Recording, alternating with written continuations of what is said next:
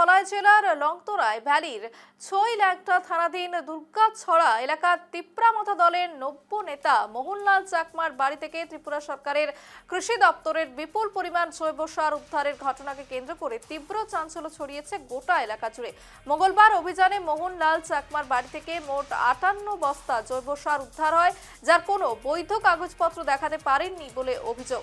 যে খবর উঠে আসছে ত্রিপুরা থেকে, ত্রিপুরার যে ধলাই জেলা রয়েছে সেখানে লংতরাই ভ্যালির ছইল্যাংটা থানাধীন দুর্গাছড়া এলাকায় তিপ্রামথা দলের নব্য নেতা মোহনলাল চাকমার বাড়ি থেকে ত্রিপুরা সরকারের কৃষি দপ্তরের বিপুল পরিমাণ জৈব সার উদ্ধার এবং 58 বস্তা প্রায় জৈব সার উদ্ধার হয়েছে এবং মঙ্গলবার অভিযান চালানো হয়। সেই অভিযানে কার্যত এই যে মোহনলাল চাকমা তার বাড়ি থেকে উদ্ধার হয় 58 বস্তা জৈব সার এবং এর কোনো বৈধ কাগজপত্র দেখাতে পারেনি বলে অভিযোগ এবং ষড়যন্ত্রের অভিযুক্ত নেতার তিনি বলছেন যে ষড়যন্ত্র করা হয়েছে, তিনি বৈধ কাগজপত্র দেখাতে পারেন না। কিন্তু কে বা কারা এই 58 বস্তা জৈব সার এলো বা এর সঙ্গে সরাসরি সেই নেতা যুক্ত কিনা সেই নিয়ে চলছে একাধিক কিন্তু ধোঁয়াশা রয়েছে, জল্পনা চলছে এবং অন্যদিকে একেবারে এডিসি নির্বাচনের প্রাক্কালে শাসক বিরোধী টানাপোড়েন।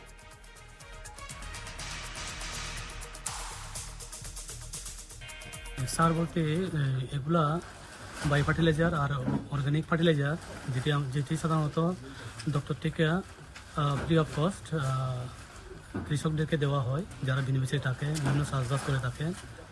তো আমিও ব্যাপারটা আজকে সকালে অনুমানিক 11:30 দিকে আমি খবর পাই। অনারেবল এমএলএ স্যার আমাকে ফোন করে জানান এই ব্যাপার। তো আমিও হঠাৎ করে আমি অবাক হয়ে যাই, ব্যাপারটা কি, অ্যাকচুয়ালি ব্যাপারটা কি। তো আমি বললাম ঠিক আছে আমি আসছি, একটু অপেক্ষা করুন। তো আমি আসলাম, দেখলাম তো সত্যি এখানে প্রায় 58 বস্তার মতো আমাদের যেটা কৃষকদের দেওয়ার কথা ও অর্গানিক আর বাইফার্টিলাইজার এখানে পাওয়া গেছে।